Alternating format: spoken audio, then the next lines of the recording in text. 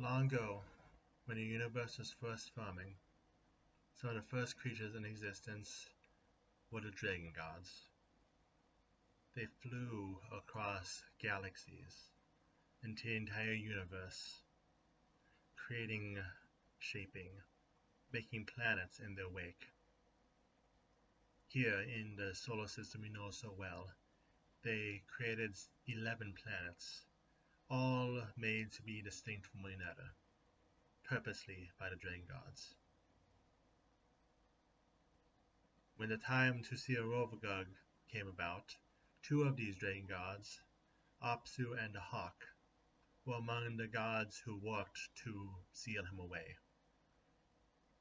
However, the Hawk was touched by the corrupting hand of Rovagug, and so he went on a violent rampage that necessitated him to be imprisoned, and which itself spread to chromatic dragons. Now, he continues to dwell in hatred, to dwell in destruction, trying to find a way back to Golarion, to end everything.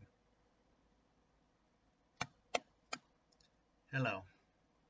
Welcome to another entry of Tales from Golarion.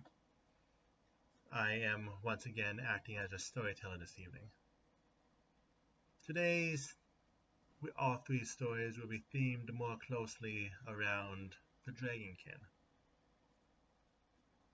especially with acknowledgement that we will be getting a new dragon-ish heritage with the upcoming Players Core 2, which should be next month. But anyway, without any more further delays, let's go to a fairy tale from the lands of Irisen, a tale known as the Snow Guardians. One day, a father found it necessary to go out at night to get supplies to help them survive for the coming cold. He left with his children 2 branches with budding flowers upon them, and said that they would grant any wish except for himself to come back, because he had things that needed to be done. And so he left the 2 children alone. But as the night passed, as the night grew cold, the fire started to dim. So they took the first branch and put it in the fireplace and wished for the fire to grow. And so the fire burst forth, brighter than they had ever seen, and warmer than they could ever dream.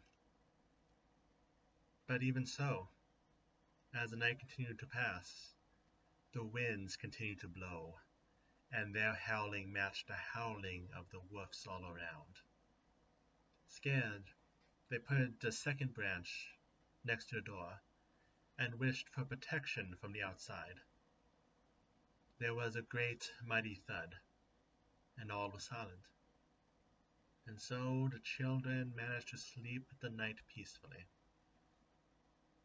However, when the father returned the next day, he saw his house, the one where he left his children, surrounded by a mighty white dragon, making sure nothing would steal away the children.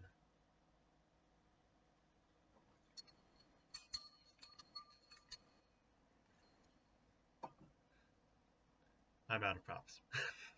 Anyway, our third tale of the evening will be of the Fable variety, coming from the nation of Osirian. A little tale known as the Camelop and the Drake. One day, there was a camel which was traveling through the vast deserts. However, he had the misfortune of attracting the attention of a desert drake. The drake threatened him, told him to get him to a place where he could find food. Otherwise, the Camelop would be what was on the menu. And so, the Camelop trudged across the desert, the Wyvern right behind its heels. But as they continued to go, the Wyvern grew more and more tired, while the Camelop just kept its steady gait. The dragon grew more thirsty, while the Camelop was used to going long stretches without water. And all the time, the Camelop said that they were almost there. They were so close to the place where the drake could feast. And so the promises kept going until the time the drake could travel no more, where it could only lay in desert sands and pass on, as the Camelop just continued walking on. Because as you see, there are times perseverance and patience can win the day even against the fiercest of opponents. And those are my 3 stories I present to you today. As for a superstition to end this off, I unfortunately couldn't find any dragon-related ones, but I think the one is something worthy of dragons.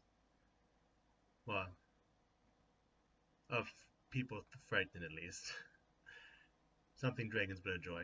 Anyway, in the Sodden Lands, to talk about bad weather is a taboo. If any outsider is foolish enough to talk about how bad the weather is, one of the locals would snap 3 times to make sure to chase away the rain. Whether it works or not, well, that's not for us to judge. But it is time for us to say goodnight, children. So, until next time, take care.